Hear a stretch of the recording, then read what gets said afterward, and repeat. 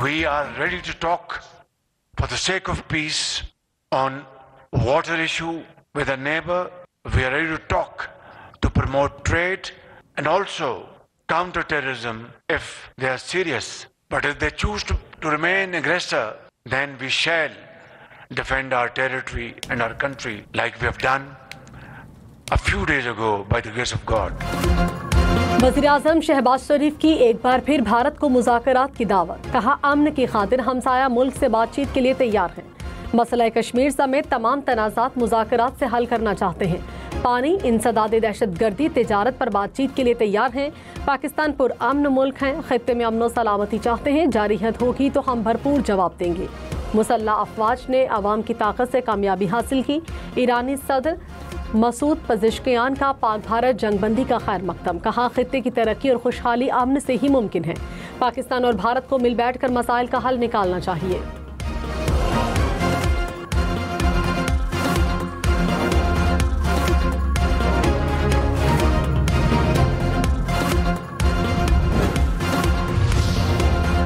सदर आसिफ अली जरदारी ने कहा, पाकिस्तान की बका तमाम सियासी जमातों की बका है। अगर पाकिस्तान है तो सियासत है। पाक भारत कशीदगी के दौरान तमाम सियासी जमातें पाक फौज के शाना बशाना खड़ी हुई, दुश्मन को मुंह की खाना पड़ी। आसिफ जरदारी से गवर्नर हाउस में गवर्नर पंजाब और पीपल्स पार्टी रहनुमाओं की मुलाकात।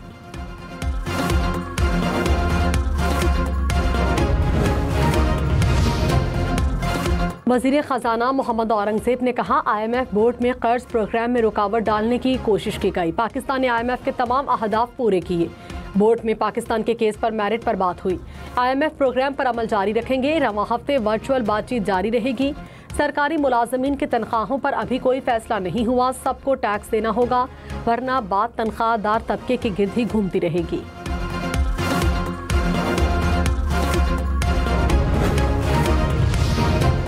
खबरदार, गूगल, माइक्रोसॉफ्ट, फेसबुक के 18 करोड़ 40 लाख से ज्यादा passwords leak. National cyber security emergency response team ने एडवाइजरी जारी कर दी।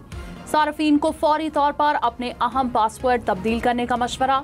मशकूक लिंक्स या ईमेल्स पर क्लिक करने से गुरेज की हिदायत।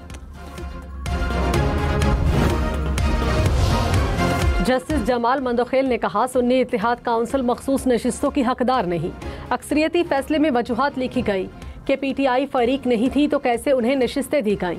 नशिस्तें देना न देना और मसला है। इलेक्शन कमीशन का किरदार भी देखना था। प्रिजाइडिंग अफसरान ने आइन के तहत अपनी जिम्मेदारी अदा नहीं की।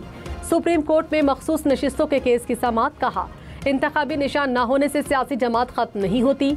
सुन्नी इत्तेहाद काउंसिल के बजाय आज़ाद उम्मीदवार अगर PTI में रहते तो आज मसला न होता।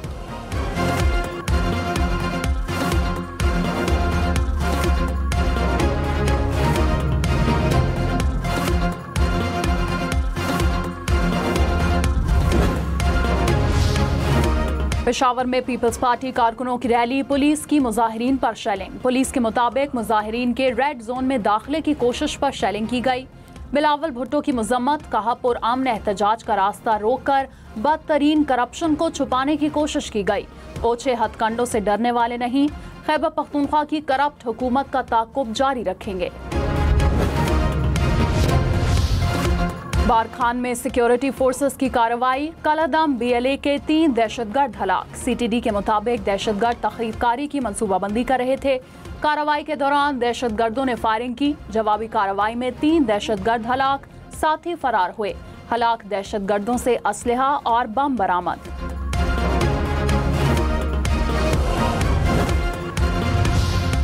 सीनियर वजीर सिंध शर्जील मेमन ने कहा, कलादम GSN मुत्तहिदा महाज ने 20 मई को एहतजाज की कॉल दी। ग्रुप सिंध में अहम तंजीबात पर हमलों में मुलव्विस रहा। शफी बफद ग्रुप दोस्त ममालिक के शहरियों पर भी हमलों में मुलव्विस है। मोरू में शरपसंदों ने पुलिस पर पथराव और फायरिंग की। वजीर दाखिला ज़ियाउल हसन के घर को आग लगाई। हमला आवर मकामी नहीं थे।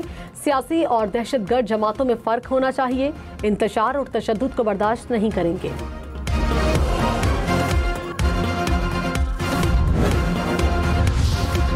ईद उल अजहा 6 जून को होगी या 7 जून को? जुल्हज का चांद देखने के लिए मरकजी रोयत हिलाल कमेटी का इजलास कल होगा। स्पार्को के मुताबिक कल मुल्क भर में चांद के नजर आने के इम्कानात कम हैं। यकम जुल्हज 29 मई और ईद उल अजहा 7 जून को होने का इम्कान। बानी पीटीआई का फोटोग्रामेटिक और पॉलीग्राफिक टेस्ट दोबारा कराने की इजाजत। इंसदाद दहशतगर्दी अदालत लाहौर ने फैसला सुना दिया। प्रोसिक्यूशन ने कहा टेस्ट होने तक तफ्तीश मुकम्मल नहीं होगी। अदालत का 9 जून को रिपोर्ट पेश करने का हुक्म।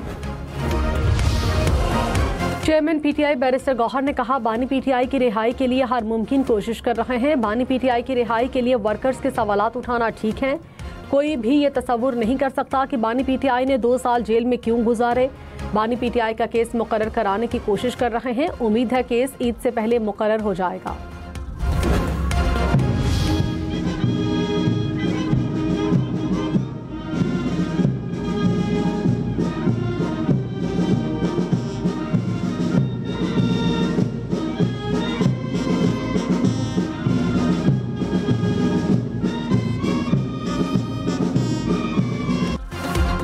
वज़ीर आज़म शहबाज शरीफ का तुर्की के बाद दौरा ईरान। सादाबाद पैलेस पहुंचने पर गार्ड ऑफ ऑनर पेश।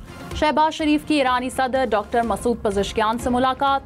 फील्ड मार्शल सैयद आसम मुनीर भी हमरा। वज़ीर आज़म ने कहा पाकिस्तान फ़लस्तीनी बहन भाइयों के साथ खड़ा है। आलमी बरादरी गजा में जंगबंदी यकीनी बनाए। पुरअमन मकासद के लिए ईरान के सिविल जौहरी प्रोग्राम की हिमायत करते हैं। ईरानी सदर ने कहा सियासत, मईशत समेत मुख्तलिफ अमूर पर बातचीत हुई। पाकिस्तान का रेवेन्यू 2 साल में दोगुना। IMF के मुताबिक पाकिस्तान के महसूलात 96 खरब से बढ़कर 180 खरब हो गए। वजारत खजाना के मुताबिक रेवेन्यू में इजाफा टैक्स वसूलियों, नए टैक्स और मरकजी बैंक की मदद से मुमकिन हुआ। माहिरीन मईशत के मुताबिक टैक्स का बड़ा बोझ तनख्वाहदार तबके और सनती शोबे ने उठाया है।